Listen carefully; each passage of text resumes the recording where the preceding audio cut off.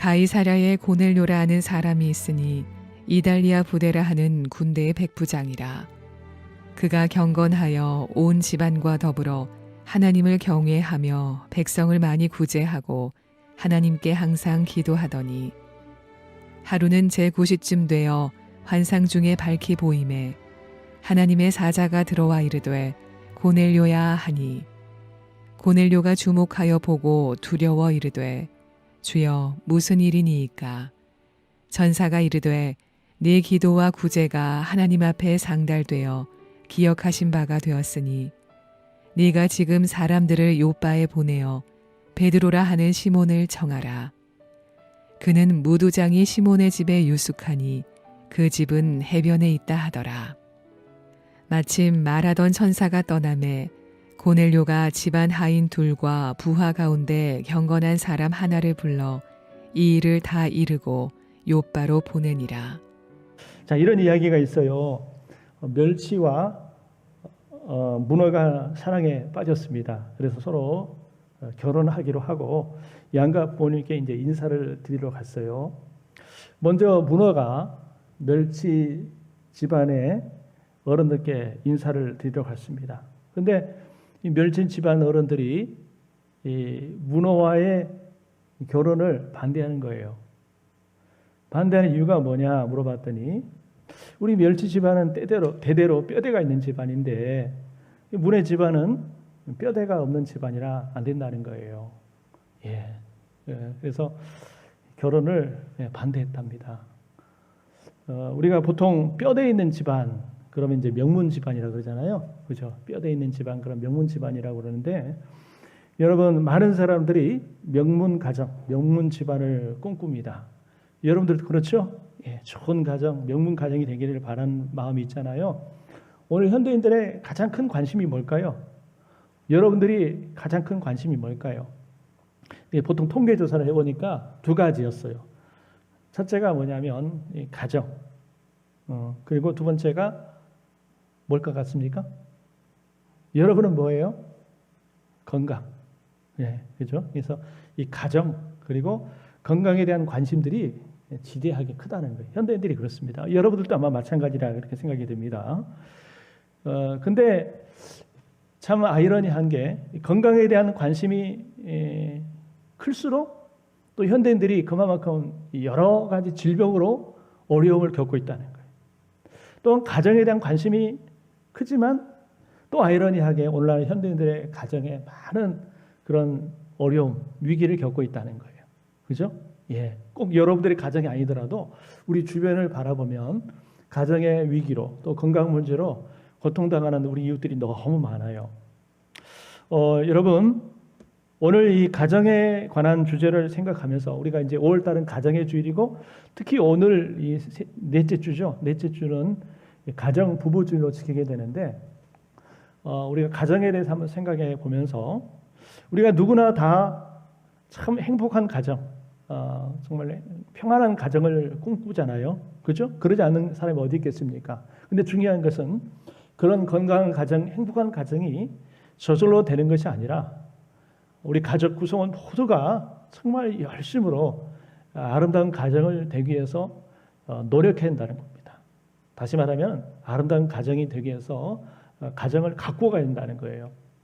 자, 앞에 제가 자막을 띄웠는데 한번 같이 읽어보도록 하겠습니다. 시작. 우리의 가정이 축복된 가정이 되기 위해선 끊임없이 관리하고 가꾸어야 한다. 아멘. 마치 그 농부의 심정이 있죠.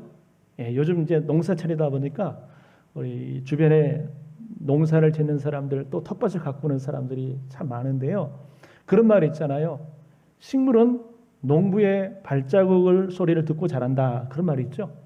농부가 얼마만큼 부지런히 열심히 밭에 나가서 돌보고 또 김을 매주고 관리하고 그래야 농사가 잘 되는 거지. 그럼 저절로 되지 않습니다. 가을에 풍성한 소출을 맺기까지는 농부에 보이지 않는 많은 수고가 있게 마련이거든요. 근데 조그만 이게 그냥 둬버리면 여러분 작물보다도 잡초가 더 무성해지는 게 농사예요. 우리 가정이 그렇습니다. 우리의 가정이 여러분 또 우리의 부부 관계가 그냥 저절로 행복이 되는 것이 아니라 정말 열심히 농부가 이 식물을 가꾸듯이 우리 가정들을 열심히 관리하고 가꾸어야 한다는 거예요. 여러분, 하나님이 여러분의 가정을 행복하기를 원하신 줄 믿습니다. 하나님이 우리에게 정말 이 복된 가정, 행복한 가정, 축복된 가정을 주셨는데, 만일 그 가정에 오늘날 문제가 있다면, 어려움이 있다면, 갈등이 있다면, 그것은 하나님에게 문제가 있는 것이 아니라 여러분, 우리에게 있다는 것을 아셨으면 좋겠어요. 우리 가정에 어려움이 있고 문제가 있다고, 갈등이 있다면 그것이 하나님께 책임이 있는 것이 아니라 그 가정을 잘 관리하지 못한 나에게 있고 우리에게 있다라고 하는 사실을 우리는 꼭 기억해야 돼요. 그래서 하나님 우리에게 축복으로 주신 우리 가정을, 또 우리 부부 관계를 정말 사랑으로 잘 가꾸어서 하나님이 우리에게 주시고자 하는 큰 복을 받아 누리시기를 주의 이름으로 축원합니다. 여러분, 우리나라가 보통 그 왕을 배출하거나 정성을 배출한 가문을 이제 명문 가문이다 그래요. 명문 가문이다 그러는데, 하나님께서도 세상적으로는 그런데 하나님 보시기에도 명문 가문이 있어요. 그것은 어떤 가정에서 무슨 유명한 사람이 나서도 아니고, 돈이 많아서도 아니고, 부유해서도 아니고, 하나님 보시기에 명문 가정이 있어요. 어떤 가정이 하나님 보시기에 명문 가정인가?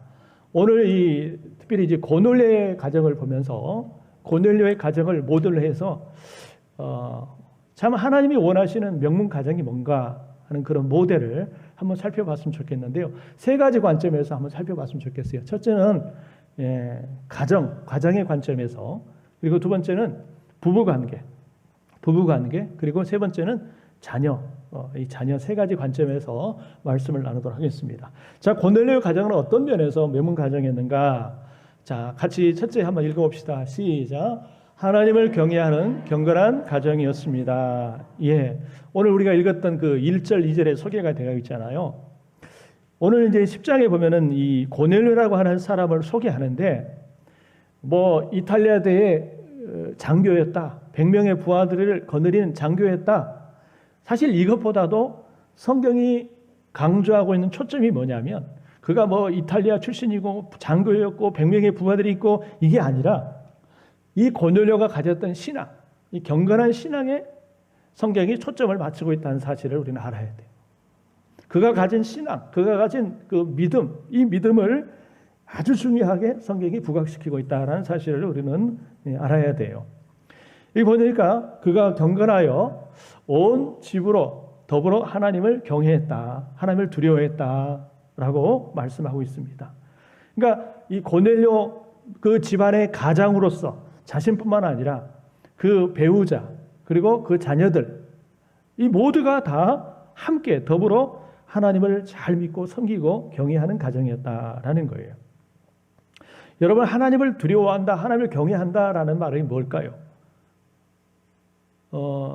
저는 이렇게 생각해요. 하나님을 우리 가정의 가장 소중한 분으로 모셨다, 이렇게 생각합니다. 하나님을 우리 가정의 가장 소중한 분으로 모셨다, 이렇게 생각해요. 그러니까 어떤 이 두려워한다, 경외한다는 말은 어떤 인간적인 두려움이 아니라 정말 하나님을 너무 사랑해서 하나님을 존경하고 높이고 하나님을 제일로 삼는 그런 삶을 의미하는 거예요. 그러니까 모든 대소사의 크고 작은 일 가운데 하나님을 가장 귀한 분으로, 소중한 분으로 모셨다는 거예요. 나의 생각이나 나의 어떤 의견이나 나의 어떤 고집이 아니라 하나님께서 뭘 원하실까? 하나님 뭘 기뻐하실까? 그런 관점에서 이 가정을 이끌어 갔다라고 하는 것입니다. 이 고넬료는 로마의 군인 장교잖아요. 당시에 로마가 이스라엘을 지배하고 있어요. 그러니까 이스라엘은 피지배국가고 로마는 지배국가예요. 지배국 장교로서 피지배국 사람들을 무시하고 천시하고, 또 피지배국 사람들이 섬기는 여호와 하나님을 무시할 수도 있어요. 그죠? 아주 그 여호와 하나님을 우습게 여길 수도 있어요. 그러나 이 고넬료는 그러지 않았어요. 하나님을 경외하였고 뿐만 아니라 온 집으로 더불어서 하나님을 제일로 섬겼다는 겁니다. 그런 면에 있어서 이 고넬료의 가정은 아주 복된 가정인데, 이 하나님을 경외하는 신앙이 무엇으로 이어졌느냐? 그저 마음으로만 하나님을 경외하고 하나님을 사랑하는 것으로만 끝나는 게 아니라, 이 하나님을 경외함이 무엇으로 이어졌냐면은, 여러분 하나님께 이제 기도하는 신앙으로 이어졌는데, 먼저 이 고넬료의 가정을 보면서 발견하는 명문 가정을 이뤄갈 수 있는 제1 원리가 뭐냐면, 바로 하나님을 이 경외하는 삶이다라는 겁니다. 여러분 시편 128절 1, 2절 같이 한번, 이 말씀이 128편은 복 있는 가정에 대한 그런 주제를 담고 있는 말씀인데, 같이 한번 읽어보도록 하겠습니다. 자, 시작.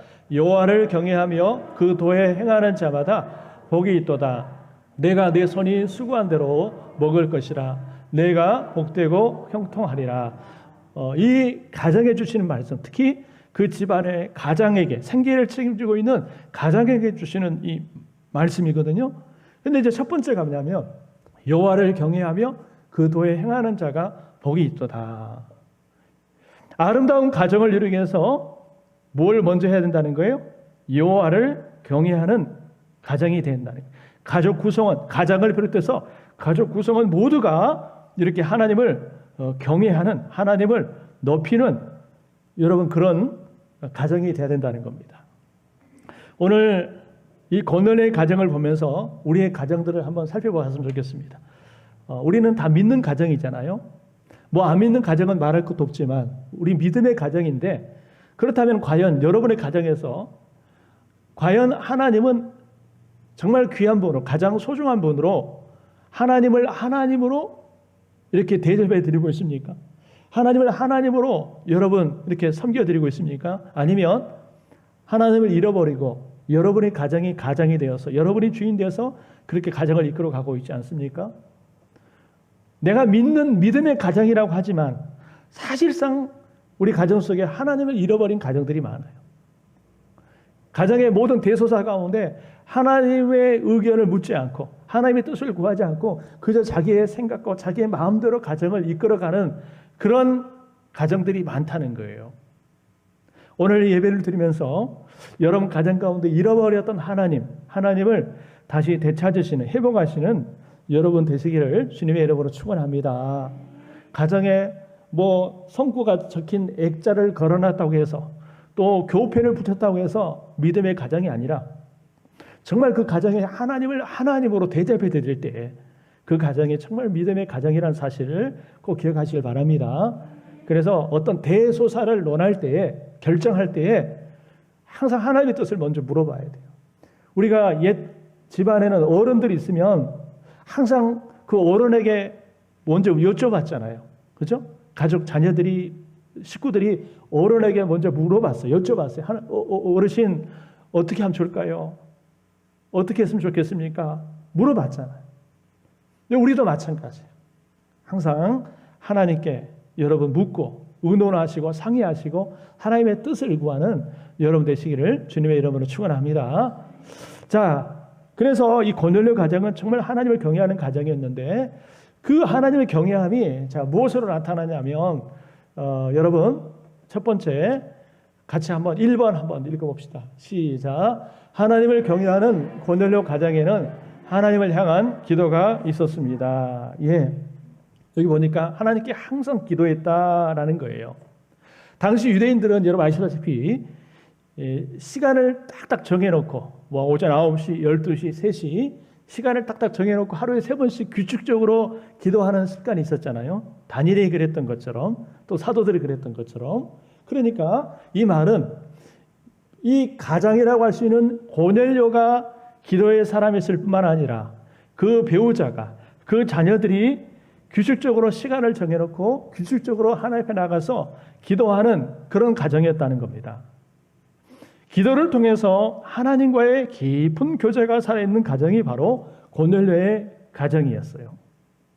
여러분, 아름다운 가정, 복된 가정은 바로 그 집안 식구들 가운데 여러분 기도가 살아있는 가정이 복된 가정인 줄 믿습니다.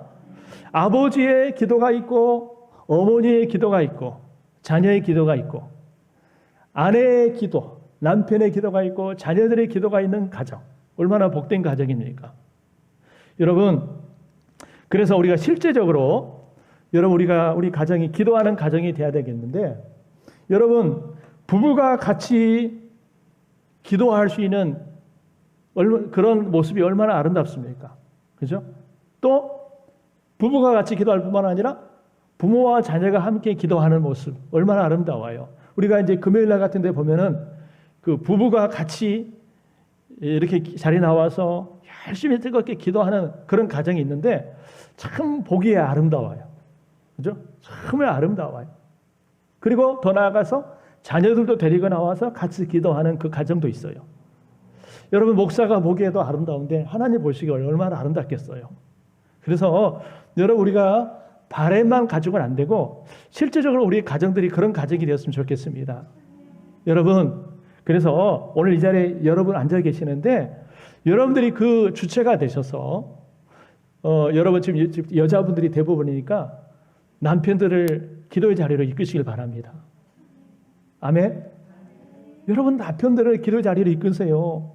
남편이라면 아내를 기도의 자리로 이끄시고 부모라면 자녀들을 기도의 자리로 이끄시고, 그래서 마음으로만 먹지 말고 어떻게든지 우리 부모와 자녀가 같이 여러분 기도할 수 있는 가정이 되도록 여러분들이 그런 분위기를, 그런 가정을 만들어 가시기를 주의 이름으로 축원합니다.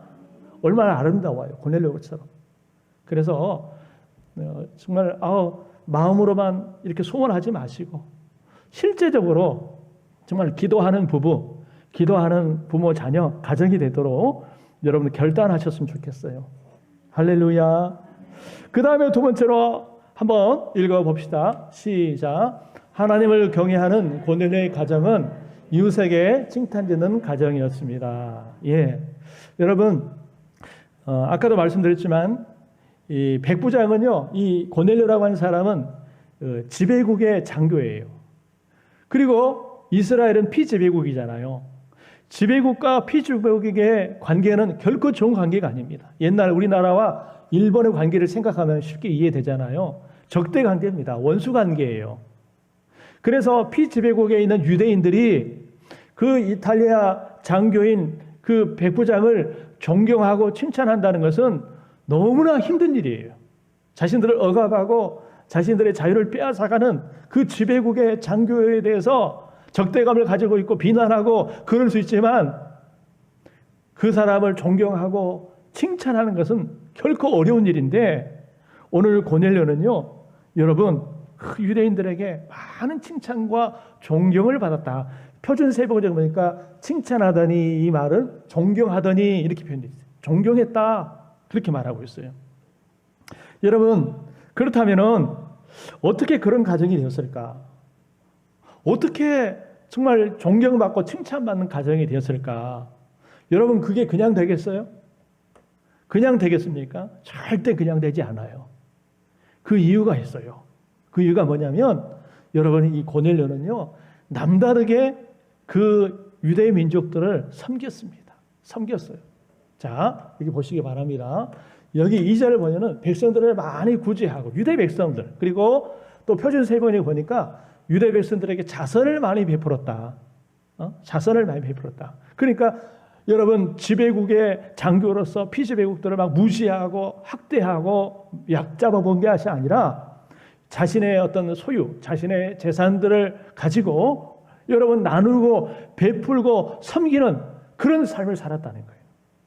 그것이 한 번, 두 번이 아니라 지속적으로 되다 보니까 여러분 처음에 가졌던 그런 나쁜 이미지가 사라지게 되고, 여러분 유대 민족으로부터, 백성들로부터 야, 저 고넬료는 뭔가 다르구나, 여타의 장교들과는 뭔가 다르구나 하면서 고넬료를 존경하고 칭찬하는 그런 사람이 됐다는 거예요. 정말 어려운 일인데 그렇게 된 거예요. 여러분, 우리가 예수 믿는 사람들이요, 이웃에게 칭찬받고 존경받고 선한 영향을 미치는 것은 그냥 되지 않아요. 그냥 되지 않습니다. 우리가 정말 희생해야 돼요. 섬겨야 돼요. 할렐루야.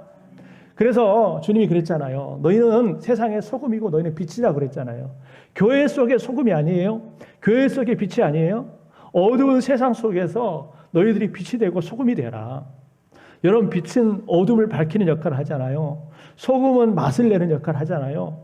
빛이 빛의 역할을 하지 못하고 소금이 소금의 역할을 하지 못하면 아무짝에 쓸모없어서 밖에 버려져서 사람에게 밝힌다고 그러지 않습니까? 오늘날 이 시대가 지금 바로 그런 모습 아니겠습니까? 우리 그리스도인들이 세상에 나가서 여러분 사람들에게, 안 믿는 사람들에게 쓸모없이 밟혀지는 그런 모습이 아닐까요? 우리가 고넬료처럼 인정받고 칭찬받는 게 그냥 된 것이 아니라 내가 좀 희생하고 내가 좀 섬겨야 돼요. 고넬료가 피지배국의 백성들을 자신의 소유를 가지고 구제하고 자선을 베풀고 섬김으로 인정받고 칭찬받았던 것처럼 그냥 되는 것이 아니라 내가 예수 믿는 사람으로서 내가 먼저 좀 손해보고 내가 좀 희생하고 내가 좀 더 정말 이웃에게 손을 내밀고 그런 구체적인 섬김이 있고 친절이 있고 여러분 사랑이 있을 때 여러분 우리 그리스도인들의 선한 영향력이 나타나게 될 줄 믿습니다.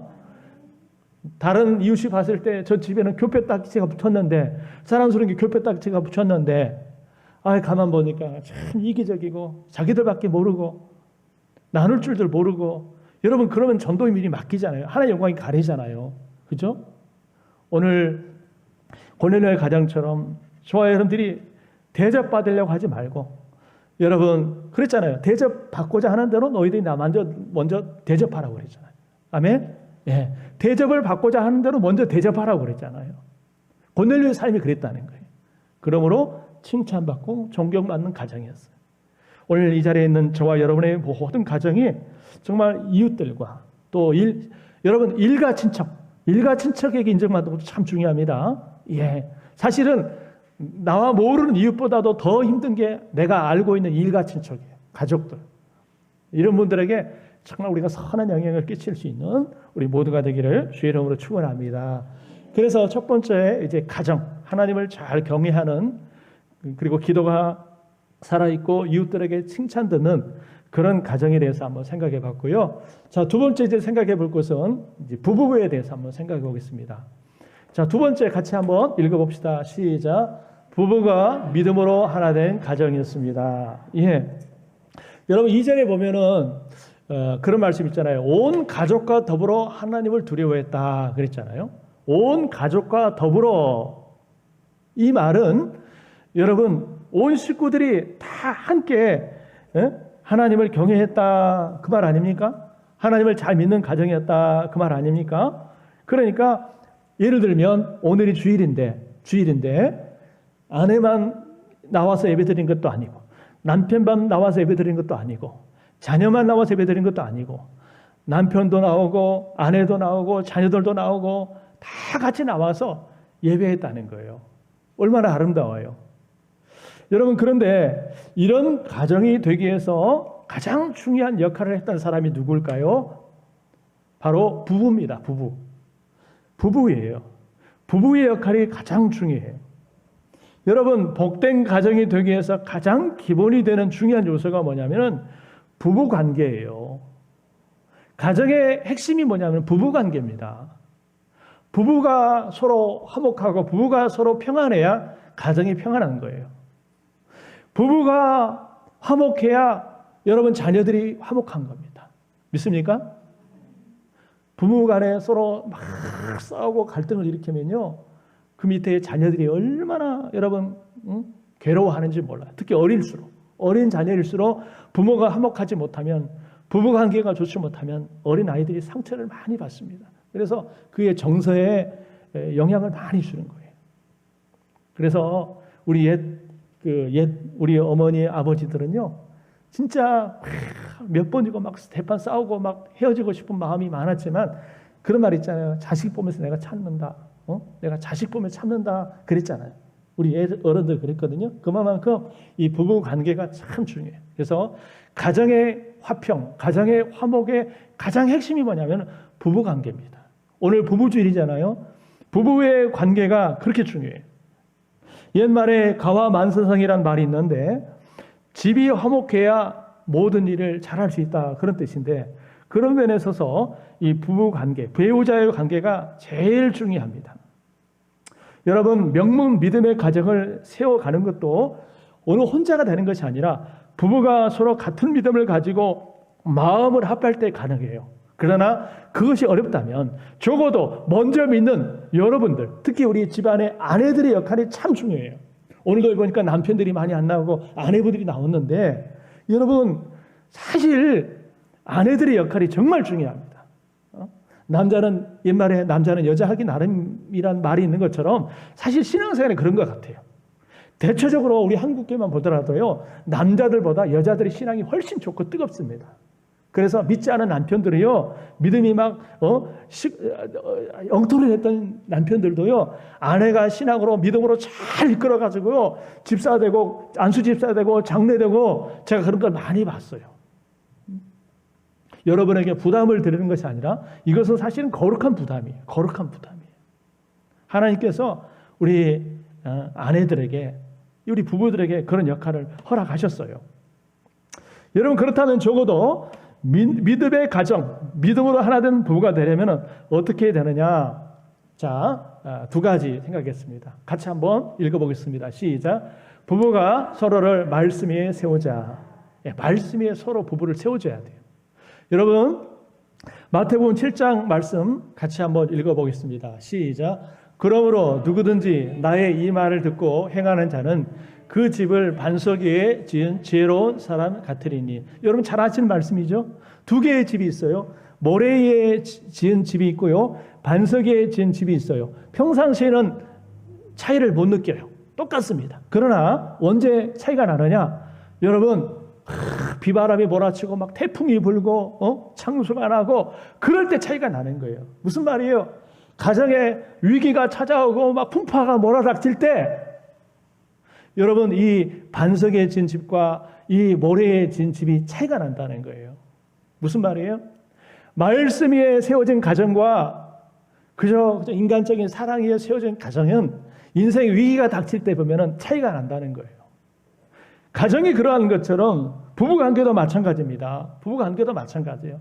그저 처음에 이성적인 사랑, 감정적인 사랑에 기초한 부부관계는요 사실 오래 가지 못합니다. 여러분 경험해 보셨잖아요. 그죠? 여러분 오래 가지 못해요. 안 믿는 사람은 몰라도 적어도 믿는 가정이라고 한다면 여러분 부부가 서로 사랑하니까 내 사랑하는 여러분 남편이라면 내 사랑하는 아내를 말씀 위에 세워야 돼요. 내 아내가 정말 하나님의 말씀에 든든히 세워져 갈 수 있도록 남편이 이 아내를 사랑하니 하나님의 말씀에다가 우리 아내를 세우는 거예요. 아내가 남편을 사랑하고 존경하기에 그저 인간적으로 잘해줄 뿐만 아니라 우리 남편이 정말 믿음의 사람이 될 수 있도록 말씀의 사람이 될 수 있도록 어쩌든지 남편을 말씀 위에 세우는 거예요. 그러기 위해서 내가 좀 더 헌신하고 희생하고 온 힘을 쏟는 겁니다. 이게 뭐예요? 지혜로운 아내라는 거예요. 어리석은 아내가 아니라 어리석은 남편이 아니라 지혜로운 남편, 지혜로운 아내는 어쨌든 자신의 배우자를 말씀 위에 하나님 말씀 위에 세운다는 거예요. 그래야 인생의 풍파가 찾아와도 그 부부관계는 여러분 쉽게 흔들리지 않아요. 무너지지 않아요. 할렐루야. 여러분의 가정이 그런 가정이 되기를 간절히 축원합니다. 지혜로운 부모는 자녀들을 하나님의 말씀 위에 세웁니다. 어떻게 하든지 하나님의 말씀 위에 세워요. 세상의 부모는 어떻게든지 성적 위에다가 우리 자녀를 세우려고 하지만 지혜로운 믿음의 부모는 우리 자녀들을 어떻게든지 말씀 위에다가 세우려고 하는 거예요. 여러분 말씀 위에 세우지 않는 아내, 말씀 위에 세우지 않는 남편은 모래 위에 세워진 집과 같아요. 위기가 오면은요 쉽게 무너지는 거예요. 오늘 우리 아산사랑교회 모든 가정에 모든 부부가 이렇게 말씀에 세워진 가정이 되기를 주님의 이름으로 축원합니다. 할렐루야. 여러분 사실 쉬운 게 아닙니다. 모든 게 쉬운 게 아니에요. 사실 부담이죠. 그러나 여러분 그런 사명을 우리에게 주셨어요. 그런 거룩한 부담을 여러분 그냥 세상적인 부담으로 생각하지 말고 거룩한 부담으로 생각하시고 여러분들이 감당하시기를 주의 이름으로 축원합니다. 예, 여러분들이 가정의 리더예요. 가정의 제사장이에요. 어떤 혈육으로서 남자가 가장이 아니라 예수 믿는 바로 여자분, 여러분들이 믿음의 영적 가장이고 제사장이라는 사실을 기억하시고 여러분의 가정을 믿음으로 잘 이끌어 가시기를 주의 이름으로 축원합니다. 여러분, 특히 이 부부 생활에 있어서 첫 번째가 아까 이제 말씀의 세우라고 그랬잖아요. 또 한 가지 생각하는 게 뭐냐면, 자, 2번 한번 읽어봅시다. 시작. 부부가 서로를 세워주는 언어를 사용하자. 언어에 대해서 부부 간의 언어에 대해서 한번 생각해 봤으면 좋겠어요. 여러분, 처음에 사랑했던 연인이, 처음에 사랑해서 결혼했던 부부가 살다가 여러분 여러 가지 이유로 막 헤어지고 갈라지고 갈등을 이는 이유들이 많이 있어요. 어떤 이유들이 있을까요? 배우자가 바람을 펴서, 또 경제적인 능력이 없어서, 조건이 안 맞아서, 성격이 안 맞아서, 뭐 여러 가지 이유가 있습니다만은 사실요, 말 때문에 갈등이 일어나고 그것이 퍼져가지고 여러분 갈라지는 가정들이 상당히 많아요. 말 한마디 때문에 상처받고 이것이 쌓이다가 결국은 회복불능이 되어서 여러분 깨어지는 가정이 상당히 많답니다. 여러분, 이런 말이 있어요. 돈을 함부로 써버린 후 다시 벌면 만회가 되지만 말을 함부로 하면 만회하기 어렵다. 그런 말이 있죠? 예, 돈이라고 하는 것은 어느 정도 만회할 수 있지만 한번 내버려진 말은 정말 만회하기 힘들다는 거예요. 그래서 여러분 김창옥 교수라는 분 여러분 잘 아실 거예요. 김창옥 교수님 아주 강의를 아주 재밌게 잘하시는 분인데 그분이 이런 얘기를 했어요. 예쁜 사람이 아닌 예쁜 말하는 사람을 만나라. 배우자를 선택하고 결혼을 할 때에 예쁜 사람을 만나지 말고 예쁜 말하는 사람을 만나라, 이런 얘기를 했어요. 왜 그러냐면은 그 말하는 걸 보면은 그 말은 그 사람의 인격이거든요. 말은 그 사람의 성품이거든요. 그러니까 말을 보면은 예쁜 말하는 사람 보면은 그 사람의 성품이, 그 사람의 인품이, 그 사람의 댐댐이가 됐구나. 그 사람을 만나라는 거예요. 예은이 알았어? 예, 우리 여기 젊은 학생들, 예. 그러니까 외모라는 것은 사실 우리 알다시피 외모라는 것은 뭐 몇 개월 또 몇 년 살다 보면은 사실 부부관계 속에서 그렇게 의미가 없어요. 근데 말이라고 하는 것은 평생 가거든요. 그래서 이 말 때문에 갈등이 생기고 말 때문에 사실 분란이 생기는 경우들이 상당히 많습니다. 여러분, 이런 이야기가 있습니다. 공주처럼 귀하게 자라서 부엌일을 한 번도 해본 일이 없는 한 젊은 여자가 결혼해가지고 처음으로 이제 시아버지 밥상을 차리게 됐어요. 뭐 요즘은 사실은 안 그래요. 옛날 얘기일 수 있을 것 같아요. 오랜 시간을 걸려서 이제 반찬을 막 어렵게 만들었어요. 그래서 이제 그건 그런 대로 먹을 만한데 문제는 밥이었어요. 밥을 안 해봐가지고 밥을 하니까 어떻게 됐을까? 그러던 차에 이제 이 시아버지가 며느라 밥 다 됐냐? 준비됐냐?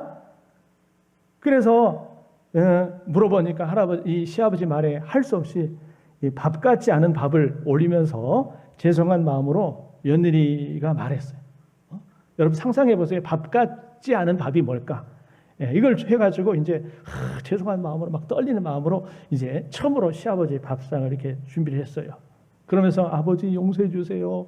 죽도 아니고 밥도 아닌 것을 해왔습니다. 다음부터는 잘하겠습니다. 하면서 시아버지한테 혹독한 꾸지람을 맞을 각오를 하고 어렵게 조심스럽게 이제 올렸어요. 그랬더니 이 시아버지가 한번 떠먹더니 뜻밖의 기쁜 얼굴로 이렇게 말했어요. 아가야, 참 잘되었다. 실은 내가 몸살기가 있어서 죽도 먹기 싫고 밥도 먹기 싫던 참이었는데 이렇게 죽도 아니고 밥도 아닌 것을 해왔으니 정말 고맙구나. 이렇게 얘기를 해줬다고 그래요. 우리가 보통 아이고 그동안 친정에서 뭐 배웠느냐, 친정엄마가 그 정도밖에 안 가르쳐줬느냐, 이렇게 꾸짖으라는 일만 한데 이 시아버지가요 오히려 이 따뜻한 말 한마디를 해가지고 해주니까 이 며느리가 시아버지 그 말 한마디에 감동을 받아가지고 평생 동안 이 시아버지를 극진히 섬겼다. 그런 얘기가 있어요. 말 한마디가 그렇게 참 중요해요. 근데 여러분, 부부 관계에 있어서도 마찬가지라 생각해요. 언어 태도가 참 중요한데요. 여러분, 언어 생활이 참 중요한데 원리가 있는 것 같아요. 뭐냐면은 내가 나의 상대 배우자에게 듣고 싶은 말을 먼저 해주는 거죠. 여러분들이 배우자에게 듣고 싶은 말이 있잖아요. 그죠? 나 집사님은 뭘 듣고 싶으세요?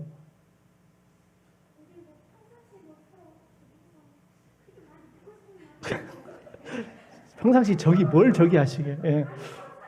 예. 그게 우리 대한민국의 말 안 해도 다 한다. 예. 말해야 돼요. 말을 표현해야 됩니다. 표현해야 돼요. 옛날에는요, 표현 안 해도 다 알아 했지만 요즘 이제 젊은 세대는요, 표현을 해줘야 됩니다. 예. 우리 라집사님 가정은 잘하실 거예요. 아주 애교를 떨면서 잘하실 거라 했는데, 여러분, 그러니까 내가 상대방으로부터 듣고 싶은 말을 먼저 내가 상대방에게 해주는 겁니다. 예를 들면 뭐가 있을까요? 많이 말을 있지만 두 가지만 생각하면 될 것 같아요. 첫째, 한번 따합시다. 여보 고마워. 이 고맙다라는 말, 이 고맙다라는 말은 어느 경우에나 유용한 말이에요. 고맙습니다. 고맙습니다. 이 말은 어떤 경우에도 여러분 사실은 꼭 필요한 거예요. 여러분 어떤 일을 해줬을 때 배우자가 어떤 고마워할 일을 해줬을 때 이 진심 어린 고마움을 표현하는 게 매우 중요한데 사실 우리나라 사람들은 이게 약하잖아요. 그렇죠? 마음으로는 고마운 마음이 있어요. 근데 이걸 표현하지 못하는 거야. 그리고 심지어 어떤 사람은 아니 그거 당연히 해야 할 일을 한 건데 뭘 굳이 고맙다고 말해야 돼. 당연히 해야 할 일을 했다라고 생각하는 거예요. 그러니 뭐라고 고마워해야 돼? 이렇게 생각하는 거예요. 여러분 그건 당연히 배우자가 해야 할 일이다라고 생각하니까 고마운 말을 못하는 거예요. 그러나 여러분 당연히 해야 할 일을 했다 할지라도 내 입을 벌려서 고마움을 표현해 줄 때에 여러분 큰 효과가 있다라고 하는 거예요. 에베소서 4장 29절 같이 한번 읽어봅시다. 시작. 무릇 더러운 말은 너희 입 밖에도 내지 말고 오직 덕을 세우는 데 소용되는 대로 선한 말을 하여 듣는 자들에게 은혜를 끼치게 하라. 아멘. 더러운 말 하지 말고 선한 덕을 세우는 데 소용되는 말을 해라. 이걸 말로 덕담이라고 할 것 같아요. 덕담. 옛날에 우리 명절 때나 우리 어른들은 우리 자녀들에게 손주들에게 후손들에게 덕담을 많이 해줬잖아요. 그죠? 예, 덕담. 복이 되는 말, 좋은 말을 많이 해줬잖아요. 이건 좋은 전통인 것 같아요.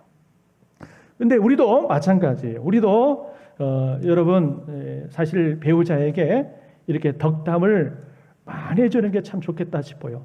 자녀들에게, 남편에게, 아내에게 이 축복의 말, 덕담의 말을 많이 해줄 때 여러분 복된 가정이 될 줄 믿습니다. 여러분 이스라엘 어머니들은요 결혼을 앞둔 딸이 행복한 부부 생활을 누릴 수 있게 하기 위해서 이런 편지를 써서 전했다고 합니다. 들어보십시오. 사랑하는 딸아, 내가 남편을 왕처럼 섬긴다면 너는 여왕이 될 것이다. 만약 남편을 돈이나 벌어오는 하인으로 여긴다면 너도 하냐가 된다. 내가 지나친 자존심과 고집으로 남편을 무시하면 그는 폭력으로 너를 다스릴 것이다.